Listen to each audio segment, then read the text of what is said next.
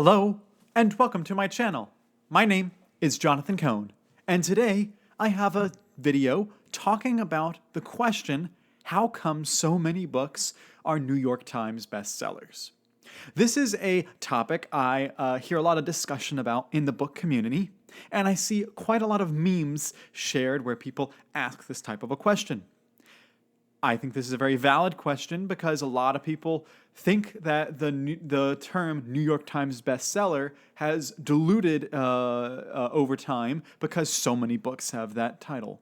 However, in this video, I would like to present the argument that actually not that many books actually earn the title New York Times bestseller.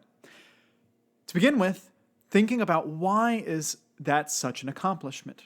The New York Times list is a privately curated list based off of booksellers across the country who report their sales, or at least specifically what they ordered for books in any given week. It is updated weekly generally, although I do believe that there is a list that's like a monthly list, but it is there. I'm talking about the weekly list specifically for the purposes of this video. The New York Times compiles that into several categories, and that is, when it comes to like prestige, if you're an author, that is the most prestigious award you can get in terms of book sales, is to be on the New York Times bestseller list. Now, there are a few other places that compile lists for this, such as Amazon bestsellers. They have a bestseller list. Barnes & Noble has a bestseller list, as do a few newspapers, including the USA Today list and the LA Times list. And for the UK, they have the Sunday Times list, which is the closest equivalent they have to the New York Times list. Oftentimes, if you get on the New York Times list, that is the one that you want to use. You want to use that as your primary marketing because it's the most prestigious. If you don't get that, usually they look to see if you got on the USA Today list or one of the other lists if possible. This is used as a way to try to build your brand, to try to build your audience and make you seem like a big deal. You've sold a lot of copies. But how prestigious is it? Is it actually, a rarity to get on this list? Well, to do that, you'd have to think about how many books are published per year and how many books are on the New York Times list, things like that. I've found a wide variety of answers. There is no clear-cut, easy place to find an answer on how many books are published per year, per month, per day, that type of thing. Some give me huge numbers, some give smaller numbers. So I've tried to look to see what the aggregate seems to say. I saw some websites, if you're talking about the daily numbers, some websites say that only about 2,000 or 1,500 titles are published per day. However, I did find a few places that seem to indicate that there are over 11,000, almost 12,000 titles published per day. It's very hard to determine what's the actual average. But one place that I thought was a good answer was about 4,000. So for the purposes of this video, I'll be saying 4,000, with the caveat that could be totally wrong, and I could be totally off on that, but we need to have some kind of number to try out this argument. So let's say it's 4,000 titles published every day. That is quite a lot. There are some people, even major book readers, who will not read 4,000 books in their entire lives, much less in a single day. But the New York Times list, as I mentioned, is compiled every week. So if you think about that 4,000 times 7, you get about 28,000 titles published every week when it comes to books. And, of course, there's so many categories that these could fit into. And the New York Times has 11 categories on their weekly list. They have the hardcover fiction category, where they have 15 entries per week. An entry is the where you placed. They have the combined hardcover and ebook fiction list, which is 15 slots. The combined nonfiction list, which is 15 slots. The hardcover nonfiction list, which is 15 slots. The paperback trade fiction list, which is 15 slots. And then the paperback nonfiction list, which is 15 slots. But then you have a few other categories that don't quite have as many slots available. The advice and how-to miscellaneous category, for instance, only has 10, as do the children's middle grade fiction category, the children's picture books category, the children's series category, which looks at overall series sales, and then the young adult hardcover. Those all have 10. So when you combine all the ones that have 15 and all the ones that have 10, you put them all together, there are a potential for 140 titles to be on the New York Times bestseller list. So the question is, what chance do you have per week of a new release book being on the New York Times list? Well, if there's 28,000 entries, or if there's 28,000 potential books and only 140 slots on the list, that's about 1 in 200. Only about 1 in 200 books published per week actually got on the list. That alone, to me, is fairly prestigious. That alone shows that, you have to be on the higher sales-wise to get into that list. However, there's a few things that my math didn't account for. For instance, there are many books that stay on the list for multiple weeks, and you can actually track that, how many weeks they've been on the list, and then in some ways you can track where they've been, if they've been gone up this week or gone down.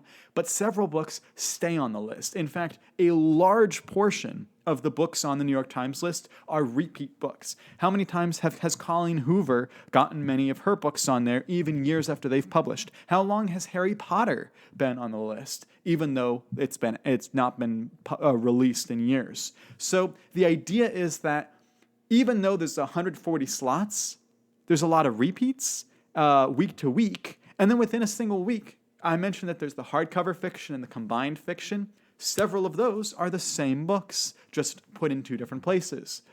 Same for the combined nonfiction. So that 140, even though that's how many slots are available, that is absolutely not how many unique titles appear on the list per week.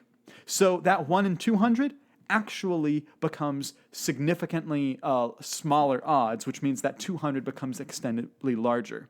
It would be incredibly difficult to pull the aggregate data to try to find out what the actual number is, whether it's 1 in 300, 1 in 400, 1 in 500, but you get the idea. It's still incredibly prestigious to get a book onto the New York Times bestseller list. Now, it's kind of frustrating, at least to me, that the New York Times does not actually publish the numbers, because if they did, it'd be easier to track, and it would be easier to see, oh, well, this book actually deserves to be there, and this book doesn't. So you have to kind of have a little bit of trust that the New York Times editors actually are putting together the proper data. But still, if we're assuming that that's the case, then yes, I think the argument is completely valid that there is a prestigiousness to the New York Times list. It is still very impressive. But then there becomes a question about, well, how come so many books that you know about are New York Times bestsellers? Well, this is kind of interesting because these are the books that have sold the best, so they're the books with the most attention. They're the books that are being talked about quite a lot, whether it's in review spaces, whether it's the books that you see prominently displayed at bookstores. Bookstores want to sell copies, so they put the copies front and center that they think they're going to sell the most of, which means that the New York Times bestsellers are probably going to be the front and center stuff. But then also, this stuff gets a lot of attention because those books have more marketing money behind them, so they're able to push those books out in marketing. And they're able to get e-readers out, ARCs out to people, and so people are able to review them ahead of time as well. Now, obviously, sometimes books that don't make the Times list can still get front and center in a bookstore. Sometimes those books can get early reviews and things. But the idea is that if you're a New York Times bestseller, you're probably going to have a lot more opportunity to be in front of a lot of eyes. And so because of that, they get a lot of attention. And because I think it is, at least in some ways, prestigious because you sold a significant amount, or at least that you got a lot of bookstores and book distributors to buy your copies, I think it's still valid that we could argue that it is a prestigious notable list. I still think that if we had the data public, it'd be easier. to judge this. Let's take, for example, the box office. We know which movies every single week are number one in the US and number one in the world. We get the actual financial numbers. First, they put up estimates on Sunday mornings, and then usually by Sunday night or Monday morning, they actually put up the actuals, which tells us exactly how much a movie made at a theater. So we're able to say, yes, Indiana Jones and the Dial of Destiny was the number one movie for a week, but it wasn't that high when you compare it to other new releases, like Across the Spider-Verse. So when you have the actual sales numbers behind it, you're able to see this week, the New York Times bestsellers, they were doing crazy, sold 100,000 copies in that range. Or another week, it could be the same 10 or 15, but they only were selling 10,000 copies. We don't have that exact number. I believe that there is a company called Circana BookScan, whose job it is to look at the book numbers, and they actually give it to some publishers and some agents and places like that. So there is some kind of a place that tracks these numbers, but that's not necessarily for public consumption. And I wish that it was. Sometimes, occasionally, you'll get something that says, you know, the new Prince Harry book sold 5 million copies in its first month or something. I don't know if that's the exact number, but there was a news article like that was a big deal because of how many it sold. But you don't get that with most books published, which is kind of a shame. And it's also the lack of transparency makes it very difficult for us to determine, you know, if I, you know, as a reviewer, if I negatively review a book by an author, sometimes I don't know whether that author has a huge following or not, because they're not New York Times bestsellers, but even people who don't reach the New York Times bestseller list actually still sell a decent amount of copies to make a living wage. So there's just, if we had more transparency, it'd be a lot more easy to understand. And my final point I'd like to make about why you see so many books that are New York Times bestsellers is that it often isn't actually that case. For instance, I'm going to pick up a book that I'm recently reviewing for the channel called Dead Voices by Catherine Arden.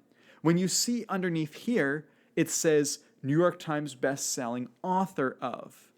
When you see a book that says New York Times bestselling author of, it does not mean this book reached the New York Times list. In fact, you can pretty much take to the bank that that specific book in that printing didn't make it because they would have put New York Times bestseller, because that's a prestigiousness.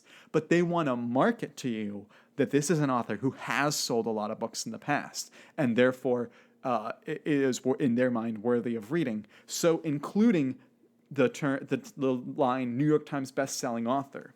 And once you've sold a single book, you can put that on really all the rest of the books that you ever publish. And so a lot of books just have the title New York Times bestselling author, even though that book isn't necessarily a New York Times bestseller. And that could be confusing if you didn't know the distinction.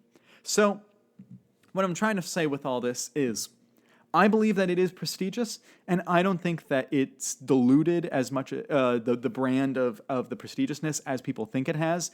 And I think that, you know, if you reach New York Times best-selling numbers, absolutely you should use that in your marketing and promotion, because that's quite an achievement. Now, I'm sure there will be others that will disagree with me in the comments, and please, if you do agree or disagree with me, let me know your thoughts on this subject and on anything else book-related. But until next time, I'm Jonathan, and thank you for watching.